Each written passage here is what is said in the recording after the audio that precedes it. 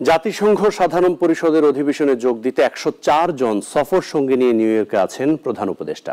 তবে সরকারি নথিতে এই সংখ্যা ৬২। এত বড় বহর নিয়ে তাই প্রশ্ন উঠেছে। আন্তর্জাতিক রাজনৈতিক বিশ্লেষকরা বলছেন এটি সরকারের ল্যাভিশ প্ল্যান ছাড়া কিছুই নয়। আরো জানাচ্ছেন সিরাজুম মুনির শুভ।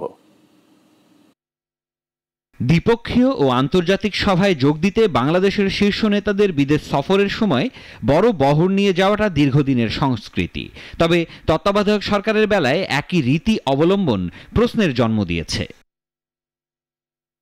এবারের জাতিসংঘ সাধারণ পরিষদের অধিবেশনে ১০৪ জন সঙ্গী নিয়ে গেছেন প্রধান উপদেষ্টা ডক্টর মোহাম্মদ ইউনূস। সফর সঙ্গীদের মধ্যে উপদেষ্টাদের পাশাপাশি রয়েছেন ৩টি রাজনৈতিক দলের ৬ নেতা। বিগত রাজনৈতিক সরকারগুলোর মতোই অন্তর্বর্তী সরকার ৩টি রাজনৈতিক দলের নেতাদের সফরসঙ্গী করেছেন। তবে সফরসঙ্গীর তালিকা বড় হওয়ায় ট্রান্সপারেন্সি ইন্টারন্যাশনাল বাংলাদেশ সহ বিভিন্ন মহল এ নিয়ে প্রশ্ন তুলেছে।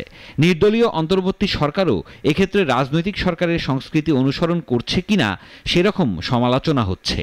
যারা টিমটা নিয়ে গেছে তারা এসে এটাকে জাস্টিফাই করবে এই যে ১০৫ জনদের নিলাম কেন নিলাম। আমাদের মতো একটা ছোট্ট দেশ যে দেশের মৌনান্ত পাত্তা করা, সেই দেশে ১০৫ জনের একটা টিম আমেরিকাতে চলে গেল, এটা তো সাংঘাতিক।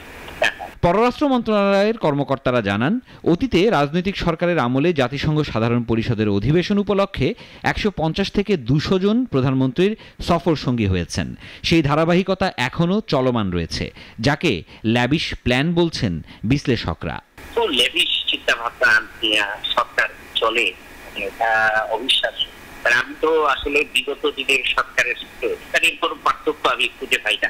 অধ্যাপক ইউনূসের সফরের বহর পুস্তিকা অনুযায়ী ৬২ জনের হলেও সরকারি নথিতে এ সংখ্যা ১০৪ জন।